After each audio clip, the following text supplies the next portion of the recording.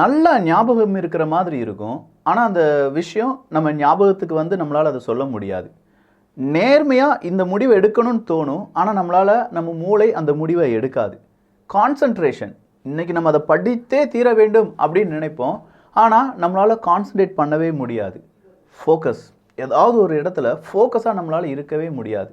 சொல்லப்போனா மூளை ஒரு மந்த நிலைமையில இருக்கும். இதை தான் பிரைன் ஃபாக் அப்படின்னு சொல்லி கூப்பிடுவாங்க. நிறைய யங்ஸ்டர்ஸ் மத்தியில், நிறைய பெண்கள் மத்தியிலும், நிறைய ஆண்கள் மத்தியிலும் இருக்கக்கூடிய இப்போதைய பெரும் பிரச்சனையே இந்த பிரைன் ஃபாக் அப்படிங்கிறது தான். அது என்ன பிரைன் ஃபாக்? உங்களுக்கு இந்த பிரைன் ஃபாக் இருக்கா அப்படிங்கிறத நீங்கள் எப்படி தெரிந்து கொள்ளலாம் அப்படின்னா, ஒரு வீடியோவை ஒரு 5 நிமிஷத்துக்கு மேலே உங்களால் கான்சன்ட்ரேஷனாக அதில் இருக்கக்கூடிய கண்டென்ட்டை கேட்க முடியாது. ஒரு படத்தை ஒரு 2 மணி நேரம் பார்க்குற மாதிரி உங்களுடைய படிப்பையோ புதிய லாங்குவேஜ் இல்லாட்டி புதிய நாலேஜ் இதை எதையுமே உங்களால் ஃபோக்கஸ் பண்ணி அதில் என்ன செய்ய முடியாது, பெரிய அளவில் உங்களுடைய மனசில் அதை அக்செப்ட் பண்ண முடியாது. இல்லையா உங்களால் தீர்க்கமான ஒரு முடிவை எடுக்க முடியாத நிலைமையில் நீங்கள் இருப்பீங்க. அப்படியும் இல்லையா நிறைய கன்ஃபியூஷன் இருக்கும். என்ன முடிவுகளை எடுப்பது? திடீர்னு இப்படி ஒரு சீன் உங்கள் மனசில் ஓடிட்டுருக்கும், அதை அப்படியே உல்டாவாக மாறி அடுத்த சீன் ஓட ஆரம்பிக்கும். இப்படின்னு சொல்கிற ஸ்விட்சிங் இருந்துக்கிட்டே இருக்கும். ஸோ மூளை சரியாக யோசிக்காதது தான் இதனுடைய காரணம் அப்படின்னு சொல்லிட்டேன்.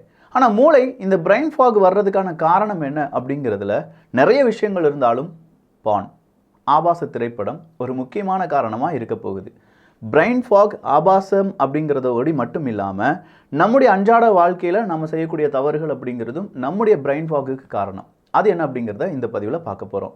அன்பு தமிழஞ்சங்களுக்கு தமிழ் பொக்கிஷத்தின் வணக்கங்கள்.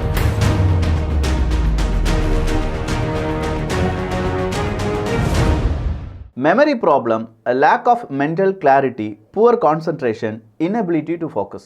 இந்த நாளும் தான் மெமரி ஃபாகுக்குள்ளே வருது. இந்த நாளில் ஏதாவது ஒன்று இருந்தால் கூட நமக்கும் இந்த மெமரி ஃபாக் இருக்கும் அப்படின்னு சொல்லி நம்மளால் யோசிக்க முடியும். இல்லை உங்களுடைய குழந்தைகிட்ட நீங்கள் கேட்கலாம், ஏன் உனக்கு எல்லாமே மறந்து போகுது அப்படின்னாலோ, இல்லை அவங்களால சரியாக முடிவுகள் எடுக்க முடியலனாலோ அவங்கக்கிட்ட ஏதோ மெமரி ஃபாக் இருக்குது அப்படிங்கிறத அர்த்தம். இந்த மெமரி ஃபாகுக்கு முதல் ரீசன் என்ன அப்படின்னு பார்த்தீங்கன்னா ஸ்ட்ரெஸ் அப்படின்னு சொல்கிறாங்க. ஸ்ட்ரெஸ்ஸுனால எப்படி மூளை செயலிழக்கும், இல்லை மூளை சரியாக வேலை செய்யாமல் இருக்கும், எப்படி நம்மளால் கான்சன்ட்ரேஷன் செய்யாமல் இருக்க முடியும், எப்படி நம்மளால் ஃபோக்கஸாக இருக்க முடியாது, அதுக்கு எல்லாம் காரணம் ஸ்ட்ரெஸ் அப்படின்னு சொல்கிறாங்க. இந்த ஸ்ட்ரெஸ் ஏன் ஏற்படுது? தேவையில்லாத ஓவர் திங்கிங். இது அப்படி நடந்துருமோ, இதனால் இவங்க இப்படி தப்பாக பேசிடுவாங்களோ, இதுதான் என் வாழ்க்கைக்கு காரணமோ அப்படிங்கிற இந்த ஓவர் திங்கிங் தான் ஒரு கட்டத்துக்கு மேலே நிறைய பேருக்கு ஸ்ட்ரெஸ் அப்படிங்கிறத உருவாக்குது. இன்னொரு ஸ்ட்ரெஸ் எப்படி வரும் அப்படின்னு பார்த்தீங்கன்னா, சரியாக நம்ம தூங்காமல் இருந்தோம் அப்படின்னாலோ, இல்லை கூடுதலாக நம்ம கம்ப்யூட்டர் மொபைலை பார்த்துட்டு இருந்தாலோ அதுலேருந்து வரக்கூடிய ரேடியேஷன், இல்லை நம்முடைய ஸ்க்ரீன் டைமிங் அப்படின்னு சொல்லுவோம், நம்முடைய பார்வை, நம்முடைய கண்ணும் நம்முடைய அந்த ஸ்க்ரீனும் பார்க்கக்கூடிய அந்த நேரம் அப்படிங்கிறது ரொம்ப கூடுதலாக இருக்க நம்முடைய பிளட் ப்ரெஷர் அப்படிங்கிறது அதிகரிக்கலாம். பிளட் ப்ரெஷர் அதிகரித்தாலும், பிளட் ப்ரெஷர் லோ ஆனாலும் நமக்குள்ளே இருக்கக்கூடிய ஒருத்தர் என்ன செய்வான்னா, திடீர்னு தட்டி எழுப்புவான். என்ன, ஏய் உன்னுடைய இம்யூன் சிஸ்டத்தை தான் சொல்கிறேன் அப்படின்னு சொல்லி நீங்களே இப்போ புரிஞ்சுக்கோங்க. ஸோ பிளட் ப்ரெஷர் அப்படிங்கிறது நம்முடைய இம்யூன் சிஸ்டத்தை ரொம்ப பெரிய அளவில் பாதிக்கும். ஒரு கட்டத்துக்கு மேலே நம்முடைய இம்யூன் சிஸ்டம் ஸ்ட்ரெஸ் காரணமாக நம்முடைய இம்யூன் சிஸ்டம் பாதிப்படையும் போது நம்முடைய பாடி எக்ஸாஸ்டாக ஃபீல் பண்ணும். அவ்வளோதான். இதுக்கு மேலே ஒரு பெரிய பிரச்சனை வந்துச்சுன்னா, ஸ்ட்ரெஸ்ஸாக இருந்தோம், அதனால பிளட் ப்ரெஷர் அப்படிங்கிறது இன்க்ரீஸ் ஆச்சு, அதனால் நம்முடைய இம்யூன் சிஸ்டம் கூடுதலாக ஒர்க் ஆகும். அதில் இருக்கக்கூடிய நிறைய சின்ன பிரச்சனைகள்லாம் இருக்குது. அதெல்லாம் டீட்டெயிலாக படித்தோம்னா சூப்பராக இருக்கும். நம்முடைய பாடியை பற்றி அவ்வளோ தெரிந்து கொள்ளலாம். அப்படி இந்த ஒரு ஸ்ட்ரெஸ் அப்படிங்கிறது ஒட்டுமொத்தமாக நம்முடைய பாடி அஃபெக்ட் பண்ணுறதுனால ஒரு வேளை உங்களுக்கு மெமரி ஃபாக் அப்படிங்கிறது வரலாம், இல்லாட்டி இந்த பிரைன் ஃபாக் அப்படிங்கிறது வரலாம். அப்போ இந்த பிரைன் ஃபாகுக்கு தூக்கமின்மை ஒரு காரணம் அப்படின்னு சொல்லிட்டேன். உங்களில் இருக்கக்கூடிய அந்த ஸ்க்ரீன் டைமிங் அப்படிங்கிறது இன்னொரு காரணம் அப்படின்னு சொல்லிட்டேன். பிரைன் ஃபாக் வருவதற்கான அடுத்த பிரச்சனை எங்கேருந்து ஆரம்பிக்குது அப்படின்னு பார்த்தீங்கன்னா, நம்முடைய டயட் தான். நம்முடைய டயட் கடைசியாக இந்தியாவில் ஒரு 2 தினங்களுக்கு முன்னாடி வந்த ஒரு செய்தி தான். வட இந்தியர்கள் தான் நம்முடைய ரோல் மாடலாக நம்ம நிறைய விஷயங்கள் எடுத்துகிட்டு இருக்கோம். நம்ம போடுற ட்ரெஸ்ஸுலேருந்து எல்லாமே வட இந்தியர்கள் சொல்கிற மாதிரி செய்கிற மாதிரி நம்ம செஞ்சுட்ருக்கோம்னு வச்சுக்கோங்களேன். வட இந்தியாவினுடைய ஃபுட்டு தான் இப்போ கூடுதலாக நம்ம பயன்படுத்த ஆரம்பிச்சிருக்கோம் அப்படிங்கிற உண்மையை நம்ம புரிந்து கொள்ள வேண்டும்.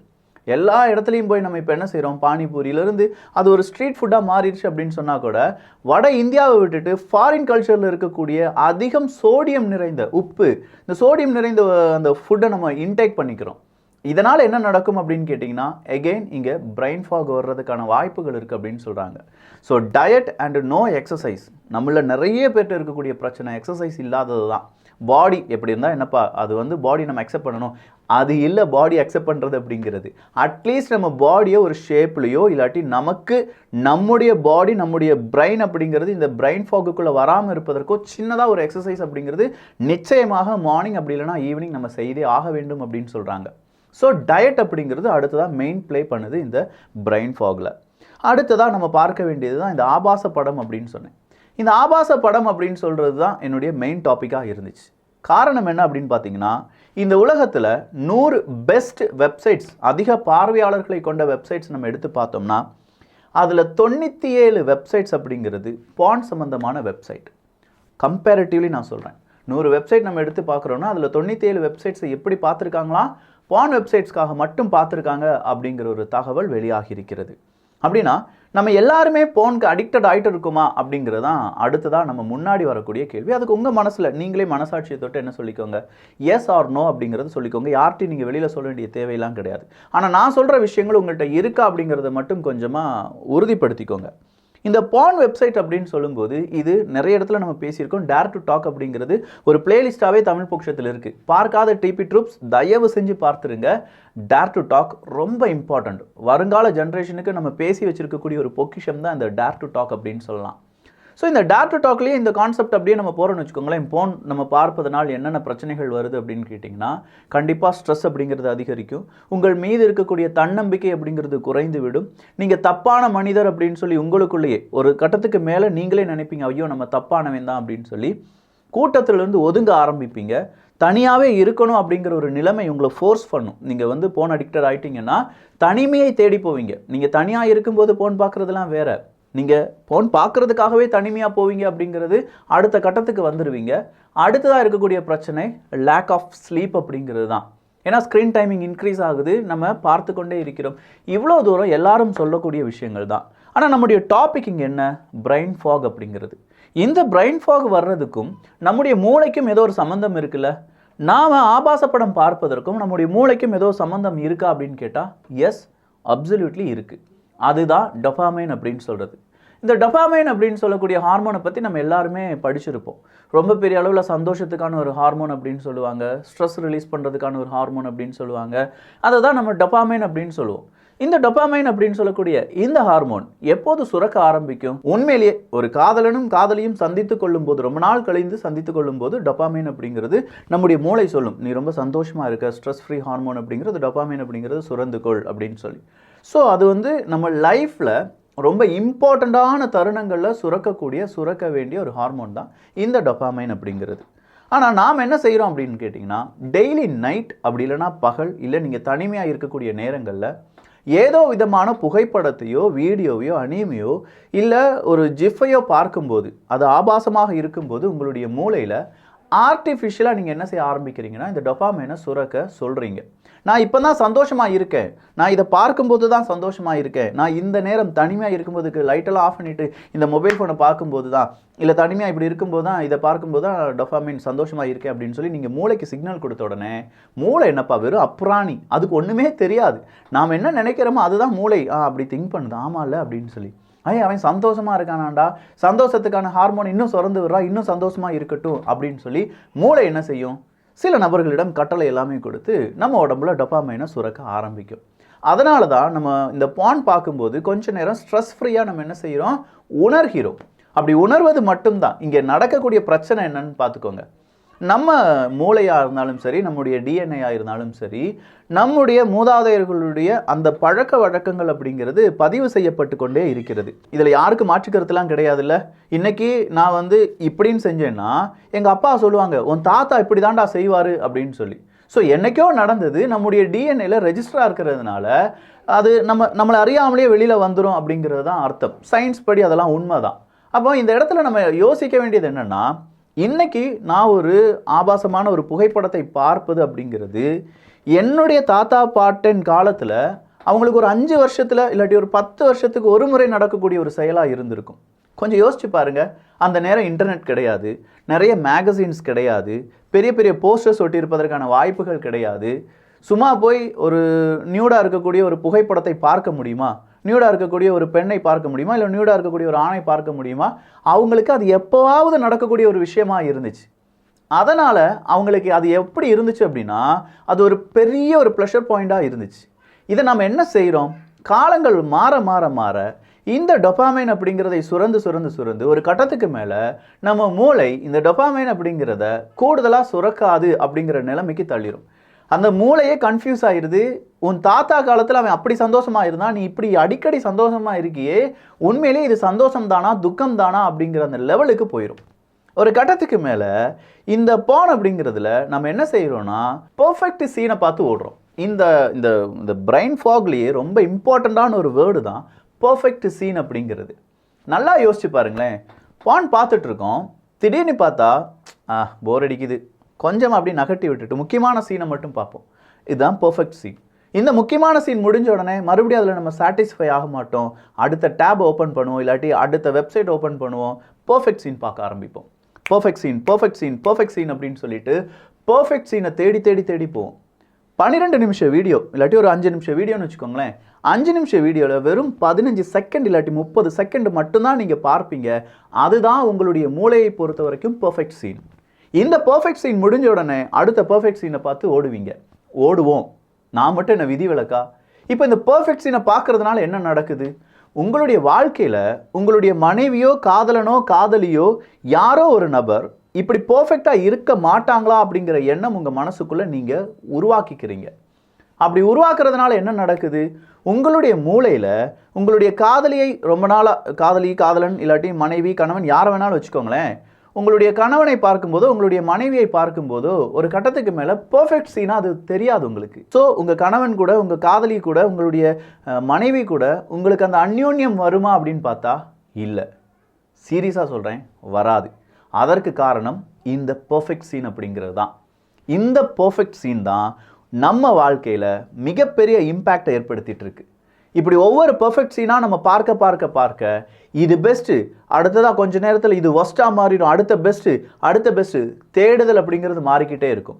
கொஞ்ச நாள் இப்படியான ஒரு பான் பார்க்கணும், அடுத்த 2 நாள் எனக்கு அது போர் அடிச்சிருச்சு இது பார்க்கணும், அடுத்த நாள் இது இப்படி இருக்கக்கூடாது எனக்கு இப்படி பார்க்கணும் அப்படின்னு சொல்லி வெரைட்டி கேட்டகரைஸ் பண்ண ஆரம்பிச்சிருவோம். அப்போ நம்ம மூளை மறுபடியும் டொபாமைனை சொரந்து இவன் சந்தோஷமாக இருக்கான் வாரி இறைச்சி ஒரு கட்டத்துக்கு மேலே உங்கள் மூளை பிரைன் ஃபாக் நிலைமைக்கு வந்துடும்.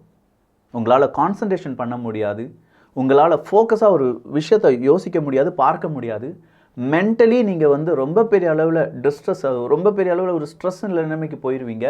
உங்களால் எந்த முடிவுகளும் சரியாக எடுக்க முடியாது. இல்லை விக்கி, நான் பர்ஃபெக்டாக தான் இருக்கேன் அப்படின்னு நீங்கள் நினைக்கலாம். ஆனால் அந்த பர்ஃபெக்டை விட நீங்கள் அந்த போன் பார்க்காம இருக்கக்கூடிய பர்ஃபெக்ட் ரொம்ப வித்தியாசமாக இருக்கும். நல்லா யோசிச்சு பாருங்களேன். இந்த போன் அப்படிங்கிறதுல நான் மறுபடியும் சொல்கிறேன், இந்த பர்ஃபெக்ட் சீனை மட்டும் நீங்கள் கட் பண்ணிட்டீங்கன்னா நீங்கள் போன் பார்க்குறதுல தப்பே கிடையாது. அடித்து சொல்கிறேன்யா. எப்படி? ஒரு வீடியோ பார்க்குறீங்கன்னா அந்த வீடியோ மட்டும்தான், அடுத்த வீடியோ நீங்கள் பார்க்கவே கூடாது. அந்த வீடியோவில் நீங்கள் சாட்டிஸ்ஃபை ஆகிறீங்களா இல்லை அந்த வீடியோ முழுமையாக பார்க்குறீங்களா அப்படிங்கிறத மட்டும் நீங்கள் யோசிங்க. 12-15 நிமிட வீடியோ அவங்க பேசுகிறது இல்லாட்டி அவங்க ஊர் சுற்றுறது இதெல்லாம் காண்பிக்கும் போது நீங்கள் ஸ்கிப் பண்ணாமல் அதெல்லாம் பார்க்குறீங்க. அவங்களுடைய வாழ்க்கையில் நீங்கள் அப்படி போகிறீங்க அப்படிங்கிறது வேற. ஒரு பர்டிகுலர் பாயிண்ட் மட்டும்தான் எனக்கு வேணும் அப்படின்னு தேடி போகிற பர்ஃபெக்ட் சீன் மென்டாலிட்டி வேறு. ஸோ பிரைன் ஃபாக் ரொம்ப இம்பார்ட்டண்ட்டான டாபிக். அந்த பிரைன் ஃபாக் அப்படிங்கிறது உங்களுடைய மூளை சரியாக யோசிக்காத மந்த நிலைமைக்கு போகிற நிலைமை தான் அது. இப்போ நிறைய காரணங்கள் சொன்னேன். அதில் யங்ஸ்டர்ஸ் அதிகமாக பாதிக்கப்படுவது இந்த போன், அந்த போனில் பர்ஃபெக்ட் சீன் அப்படிங்கிறத தேடி போகிறதுனால தான். நிறைய பேர் இது தெரியாமையே நாம் ஏன் இந்த மாதிரி நம்ம மூளை சரியாக யோசிக்க மாட்டுக்கு, நமக்கு ஏன் முடிவு எடுக்கக்கூடிய திறன் வர மாட்டுக்கு, நம்மளால் ஏன் கான்சன்ட்ரேட்டாக இதை படிக்க முடியல, நம்மளால் ஏன் ஃபோக்கஸ் பண்ண முடியல கேட்டுட்ருக்காங்க. நம்ம இளைஞர்கள், மாணவர்கள், மாணவிகள் கேட்டுட்ருக்காங்க. அப்போ நாம் யோசிக்க வேண்டியது ஸ்க்ரீன் டைம், அது கூட நம்ம பர்ஃபெக்ட் சீன் அப்படிங்கிறத தேடி ஓடுறோமா? Perfect scene not only phone, அடுத்ததாக ரீல்ஸ், ஷார்ட்ஸ், இங்கேயும் நம்ம பர்ஃபெக்ட் சீனை தேடி ஓடிட்டே இருக்கோம். இந்த பர்ஃபெக்ட் சீன் நாளுக்கு நாள் மாறுபாடு அடைந்து கொண்டே இருப்பதால் இன்றைக்கி நீங்கள் ஒரு இன்ஸ்டாகிராமில் ஒருத்தவங்க ஆடுறதை பார்ப்பீங்க, அவங்க ஆடுறது 4 நேரம் பார்ப்பீங்க, 5ஆவது நேரம் பார்க்க மாட்டீங்க, 6ஆவது நேரம் அடுத்தவங்க அப்படின்னு சொல்லி பர்ஃபெக்ட் சீனை பார்த்து ஓடிட்டே இருக்கக்கூடிய இந்த காலகட்டத்தில் நீங்கள் உங்களுடைய காதலனையோ காதலியோ கடைசி வரை விரும்ப மாட்டீர்கள். அந்த இடத்துல உங்களுக்கு பெர்ஃபெக்ட் சீன் தேவைப்படும். அந்த பெர்ஃபெக்ட் சீனுக்காக நீங்கள் என்ன செய்வீங்க? சுவிட்ச் பண்ண ஆரம்பிப்பீங்க. அடித்து சொல்கிறேன், உங்களுடைய லைஃப், உங்களுடைய லவ் உங்களை விட்டு போயிட்டே இருக்கும். வேறு லவ்வை தேடி, அது லவ்வாக இருக்காது, உங்களுடைய பெர்ஃபெக்ட் சீனுக்காக நீங்கள் என்ன செய்வீங்க? சுவிட்ச் ஆவீங்க. இதனால் பாதிக்கப்பட போகிறது உங்களை உண்மையே லவ் பண்ணுற உங்களுடைய கணவனோ, உங்களுடைய மனைவியோ, உங்களுடைய காதலனோ, உங்களுடைய காதலியாவோ இருக்கலாம். பெர்ஃபெக்ட் சீன் தான் வேணுமா, இல்லை பெர்ஃபெக்ட் லைஃப் வேணுமா? நீங்களே யோசித்து பார்த்துக்கோங்க. நல்லதை பகிர்வீர்கள் அப்படின்னு நான் நம்புகிறேன். நல்லதாக தானே இருந்துச்சு. நிறைய பேர் இது தெரியாமல், நிறைய பேருக்கு இது சொல்லிக் கொடுக்க முடியாத நிலைமையில் இருக்காங்க. ஓப்பனாக நான் பேசுகிறேன். நீங்கள் 4 பேருக்கு ஷேர் பண்ணலாம். நன்றி, வணக்கம்.